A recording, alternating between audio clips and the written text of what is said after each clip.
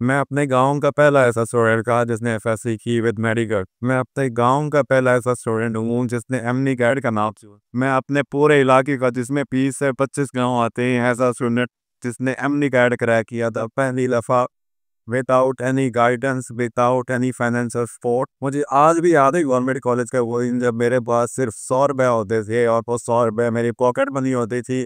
मैंने कॉलेज के बाद डायरेक्ट जाना होता था अकेडमी में, और उस 100 रुपये से मैंने मैनेज करना होता था कि मैंने अपने पूरे हफ्ते का खाना किसी 100 रुपये से मैनेज करना है। और किस तरीके से मैनेज करना है, कैसे मैनेज करनी है सारी चीज़ें, क्योंकि जस्ट 100 रुपीज़ वो मुझे पता है। कॉलेज से ऑफ होता था 11 बजे। 11 बजे जैसे ही ऑफ होने, तो मैंने बगैर किसी से बात किए बाहर निकल जाना है, कॉलेज के अंदर एक ग्राउंड के अंदर बैठ के पढ़ते रहना है, पढ़ते रहना है। किसी से बात नहीं करनी, ना किसी ने मेरे से बात कर ली, ना मैंने किसी से बात करनी। मैंने पढ़ते रहना है ग्राउंड में बैठ के। जब 3 बजने ना, तब मैंने उठना है और सिर्फ 5 मिनट मैंने रखे हुए थे कि मैंने 5 मिनट निकाल दिए खाना खाने के लिए। मैंने जल्दी से उठना है, 5 मिनट मैंने बाहर जाना है कॉलेज के अंदर, वहाँ जाना भी है, वहाँ से खाना भी खाना है और वहाँ से वापस भी आना है 5 मिनट के अंदर अंदर। और जब मैं कॉलेज से बाहर निकलता था तो मैं हमेशा अपनी नज़रें झुका के रखता होता था। इसलिए झुका के रखता होता था कि कुछ स्टूडेंट्स जो थे वो बाहर, जैसे गवर्नमेंट कॉलेज था वहाँ पे इतने ज़्यादा पढ़ने वाले नहीं थे, वो बाहर इंजॉय कर रहे होते थे।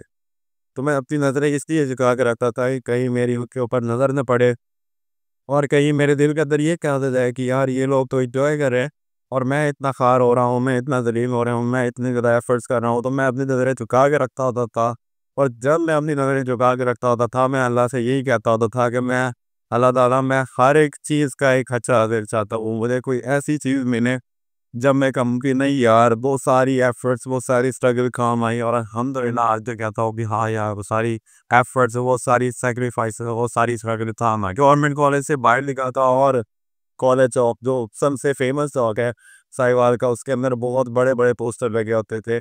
और अगर कभी उसके ऊपर पोस्टर लगा होता था कि फलाँ स्टूडेंट जो है वो फलाँ कॉलेज का है, उसकी सेकंड ईयर से और पोजीशन आई है, तो मैं उस कोड को बहुत गौर से जैसे-जैसे मैंने चढ़ते जाना है, सिर्फ उसी बोर्ड को देखते रहना है। और मैं अपने दिल में ये कहता होता था कि एक दिन यहाँ पे मेरी पिक्चर लगी होनी है, एक दिन यहाँ पे एक बड़ा सारा बोर्ड लगा होना है और मेरी तस्वीर होनी है उसके ऊपर। और अल्हम्दुलिल्लाह मुझे यकीन नहीं था और मैंने कभी सोचा ही नहीं था कि इतना कुछ होगा। मेरी अकेडमी के बाहर पोस्टर लगे, और इतनी वो जो टीचर मुझे पढ़ाते आते थे उन्होंने बुक्स लिखी, और उन बुक्स, मेडिकल बुक्स के बाहर मेरी पिक्चर लगी हुई। हालांकि मैंने कभी सोचा ही था कि पोस्ट के बाहर मेरी पिक्चर लगी होगी, कितना कुछ मेरा जैसे जैसे मैंने सोचा था। मुझे आज भी याद आता है वो दिन जब मैं सेकंड ईयर में था और मुझसे किसी ने गाँव में कहा था, जो जैसे वडेरे होते हैं ना या एंटीपीना होते हैं, उसका कोई बंदा मुझे मिला और वो मुझसे पूछता कि क्या करते हो? मैंने कहा मैं इस क्लास में पढ़ता हूँ, इस तरह पढ़ता हूँ। तो वो पंजाबी में वैसे कहता, इन्ना पढ़ने की की लोड़ है, ਉਹਨਾਂ ਦਾ पढ़ के की करना है? पना कोई पुलिस वैसे चलाएगा ਤੇ ਮਾਂ ਪਿਓ ਦਾ ਸਹਾਰਾ ਪਣ ਪੈਸੇ ਪੂਸੇ ਕਮਾ ਦੀ ਬੈਠੀ ਉਹਦਾ ਰਾਤ ਅਸੀਂ ਵੀ ਨੇ ਤੂੰ ਕੀ ਰੁੱਲਾ ਉਹਦੇ। मैं कहा ठीक है। वो दिन था और आज के दिन है, वो लोग डॉक्टर डॉक्टर कह के बुलाते हैं, वही लोग डॉक्टर साहब आप हमसे नहीं मिले, डॉक्टर साहब आप हमसे नहीं मिले, क्या बात। मुझे आज भी याद आते हैं अकेडमी के वो दिन जब दिसंबर या जनवरी के दिन होते थे। मैंने अकेडमी जाना सेकंड टाइम अकेडमी से ऑफ होता था 7:30 बजे, और उस वक्त 7 बजे ईशा हो जाती थी, ईशा की जुमान भी हो जाती थी 7 बजे। और मैंने अकेडमी के अंदर बैठे होना, बाकी सारे स्टूडेंट तो यही के होते थे टाउन के। तो मैंने अकेडमी के अंदर बैठे होंगे, जैसे ही 7 बजने ईशा की अज़ान आनी थी, मैंने सोचने लगा था एक हाथ बाकी इतना देरा हो गया है, बाहर इतनी करा तो मैं, और मैंने जाना है मैंने कैसे होता था, मैंने अपने दोस्त के साथ जाना, उसने एक चौमिन भी करना, और मैंने आगे किसी के साथ जाना होता था लिफ्ट लेके। और 7 बजे आप यकीन करो, 7:30 बजे ये सोचो कि आपको कॉफ हुआ है, 7:30 10-15 मिनट में वहाँ पे पहुँच जाना है उस चौक के अंदर। तो वहाँ पे दिसंबर जनवरी की सर्दी में 2 से 3 घंटे सुबह का खाना खाया हुआ, दोपहर का थोड़ा सा खाना खाया हुआ, 2 से 3 घंटे वेट करना लगातार, इतनी सर्दी में वहाँ मैं बैठा नहीं होता बच्चा। और वहाँ पे पेट्रोल पंप था, वहाँ पे लाइट्स वगैरह लगी होती थी। तो मैं 10 बजे तक, आम तौर पे 10 बजे तक इतनी भूख से बुरा हाल होता था, सर्दी से बुरा हाल होता था। मैंने खड़े रह के वेट करना, और मैंने सोचते रहना कि यार पता नहीं वो दोस्त कब आएगा जिसके साथ अब वापस जाना है। और 10 बजे जब मैंने जाना ना, धुंध इतनी हो गई थी, लाइट में कुछ नज़र रोड तक नहीं गुजर आता था। गाँव में बहुत ज़्यादा धुंध होती, वहाँ पे तो कुछ नज़र ही नहीं आता। और जब मैं गाँव में जाता इतनी ज़्यादा खामोशी होनी, इतना ज़्यादा सन्नाटा, गाँव में सारे लोग सोए होते। मैं घर में था, मेरे बहन भाई सारे सोए होते हैं, सारे फैमिली मेंबर सोए होते हैं, सिर्फ मेरी अम्मी जाग रही होती थी। और जैसे ही मैंने जाना ना, वो अम्मी जैसे कहती ना कि शुक्र है, पंजाबी में कहते हैं शुक्र है, अम्मी ने शुक्र करना कि चलो आ गई इतनी रात को। और उस वक्त कोरोना का टाइम था, तो मेरी अभी दुआ करती है अल्लाह करे कि होर छुट्टियां हो जावे, तब बहुत ही बड़ा है इतनी रात, ते पता नहीं की कुछ हो जावे।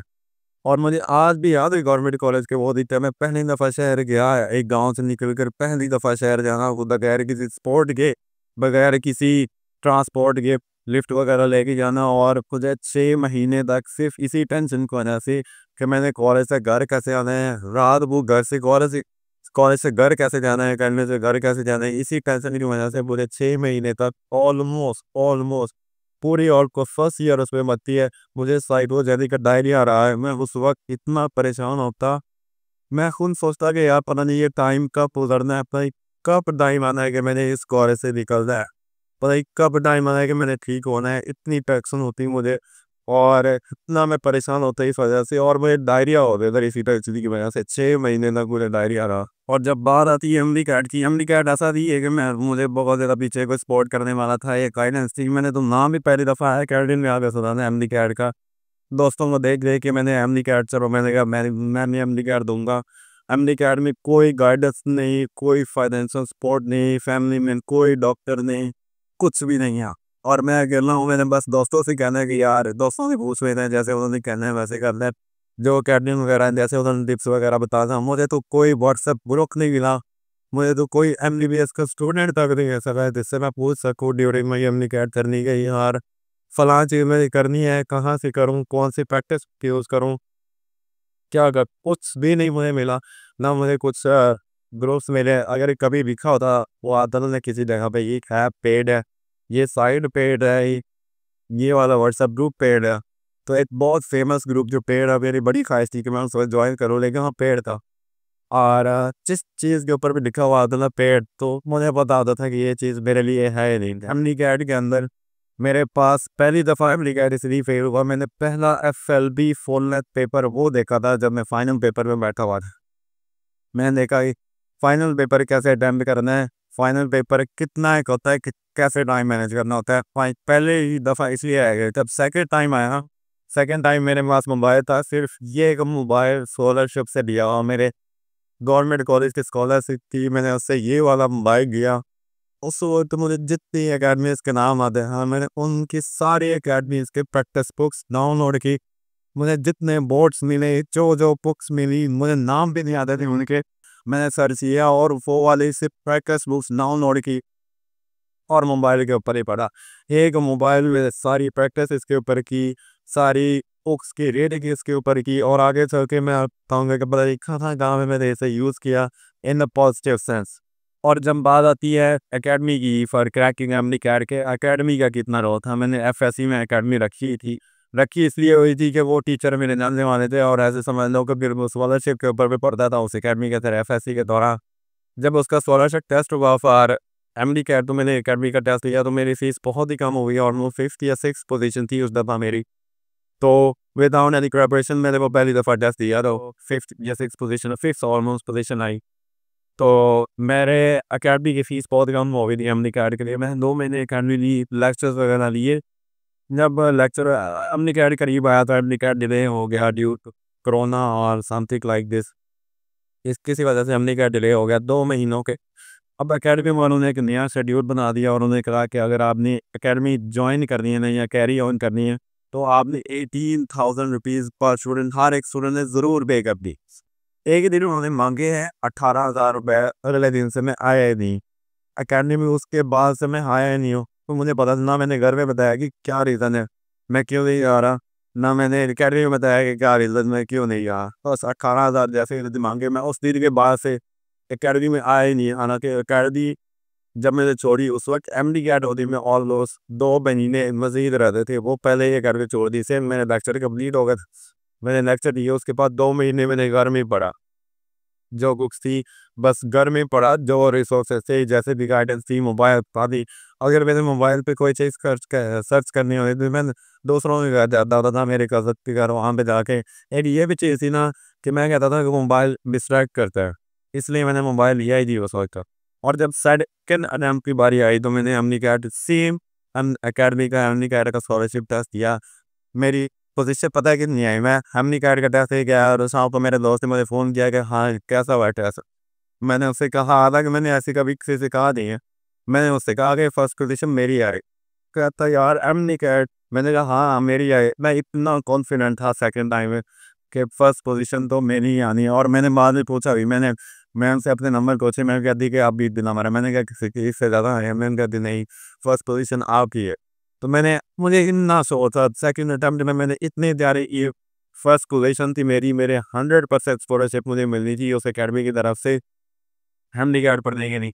लेकिन पहले मैंने सोचा कि आप भी पीने जाऊँगा, पहले फिर मैंने सोचा कि 2 महीने, फिर मैंने सोचा कि आखिरी महीना जाऊँगा, लेकिन जा नहीं सका मैं, ड्यू टू फाइनेंशियल क्राइसिस की वजह से मैं गया नहीं। मैंने कहा यार इतना 16 किलोमीटर दूर थी अकेडमी, 16 किलोमीटर शहर से दूर था गाँव, कॉलेज भी शहर, अकेडमी भी। मैंने कहा यार इतना पेट्रोल का खर्चा होना है, आने-आने का खर्चा, टाइम भी ज़ाया होगा, तो अकेडमी मैंने बिल्कुल जॉइन ही नहीं की। ये दफ़ा क्या हुआ कि जून, जुलाई या अगस्त इस तरह का महीना था, तो उसमें बहुत ज़्यादा हपस होती है ना। तो मेरे एक दोस्त था जिसे मैं कॉन्टैक्ट किया करता था थोड़ा-सा पूछने के लिए या टच रहने के लिए कि क्या चल रहा है अकेडमी में या कैसे प्रिपरेशन चल रही।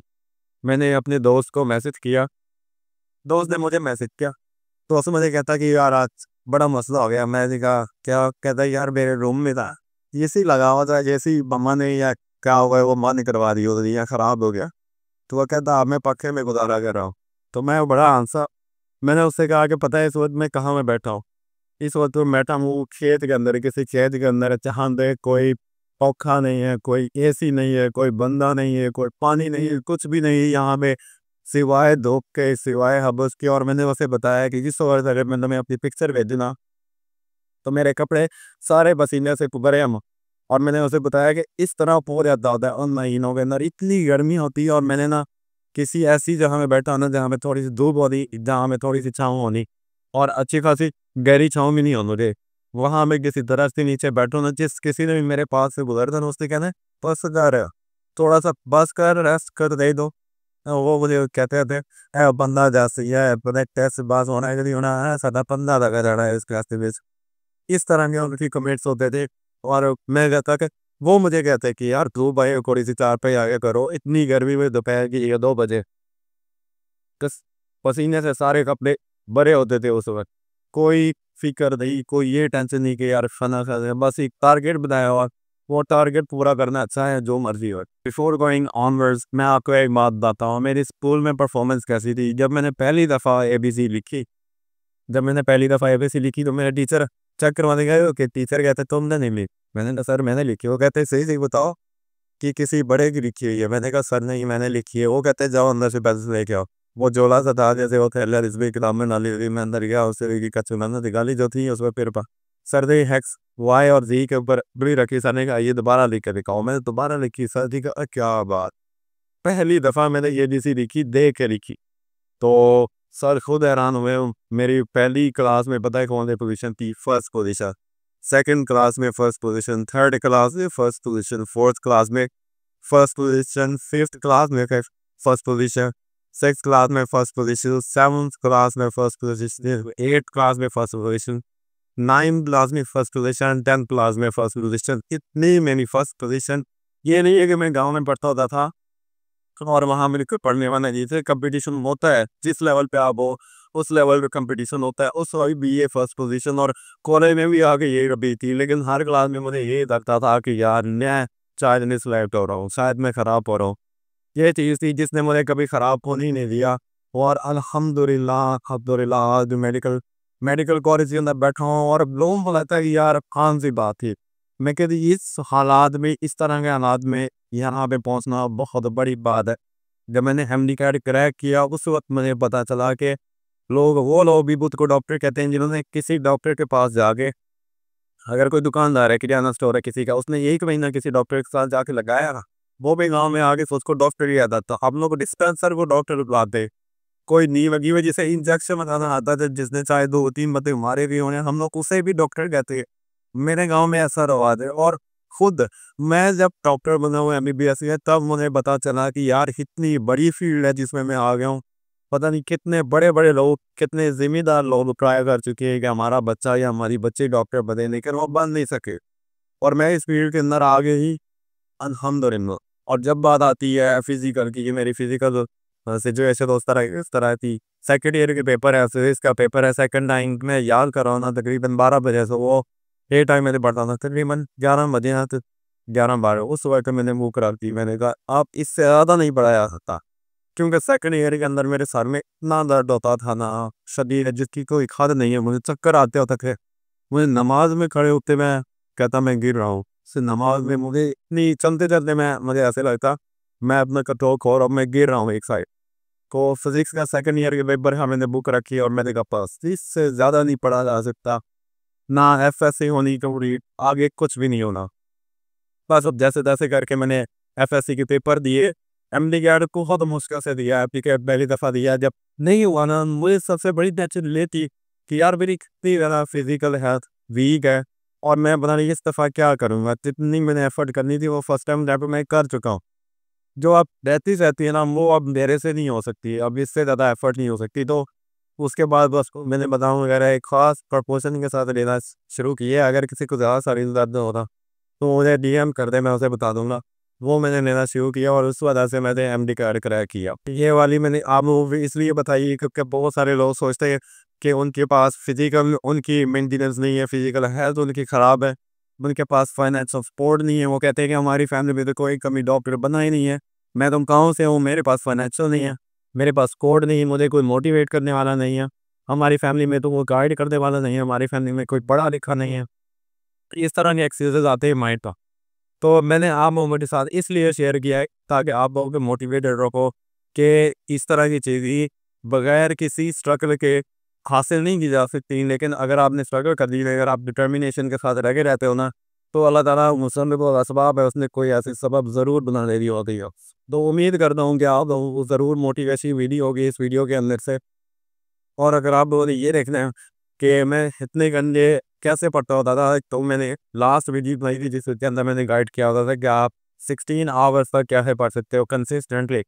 तो उसके अंदर उसका लिंक मैं नीचे दे दूँगा, वो आप लोगों को शो भी हो रही होगी, वो आप लोगों ने ज़रूर देख लेनी है कि इतने घंटे तक कंसिस्टेंटली कैसे पढ़ा जा सकता है। तो आप ज़रूर देखना। अगर आपको कोई भी क्वेरी है, कोई भी क्वेश्चन है, कुछ भी आप मुझे पूछना है, आप कमेंट कर सकते हो, आप इंस्टाग्राम के ऊपर मुझे फॉलो कर सकते हो, मुझसे पूछ सकते हो, आप डायरेक्ट व्हाट्सएप के ऊपर मुझे मैसेज कर सकते हो। मैं कोशिश करता हूँ कि हर एक कमेंट का, हर एक डीएम का, हर एक मैसेज का रिप्लाई करूँ, हर एक चाहे जितनी मर्ज़ी देर हो जाए, तो मैं ज़रूर मैसेज का रिप्लाई करता होता हूँ। जो भी पूछना है आप टिकटॉक के ऊपर मुझसे पूछ सकते हो, इंस्टाग्राम के ऊपर, डायरेक्ट व्हाट्सएप के ऊपर, जहाँ मर्ज़ी आप पूछ सकते हो। I will reply. तो जस्ट बी डिटरमाइन, थोड़ा-सा टाइम लग गया है, बस अपने आप को मोटिवेटेड रखना है, दुआ में ज़रूर याद रखिएगा।